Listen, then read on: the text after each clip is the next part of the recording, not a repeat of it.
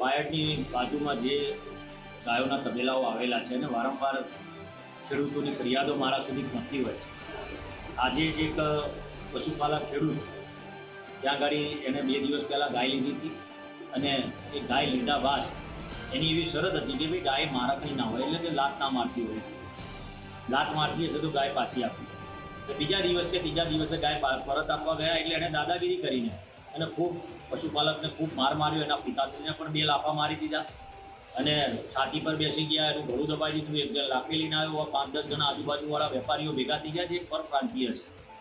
પરંતુ આ રીતનું જ્યારે વારંવાર ઘટનાઓ બનતી હોય, આની પહેલાં પણ એક ઓઢા ગામમાં બની, એક ભગવાનમાં બની, એક કટલાલમાં બની, એ લોકો અહીંયાથી જ લઈ ગયા છે.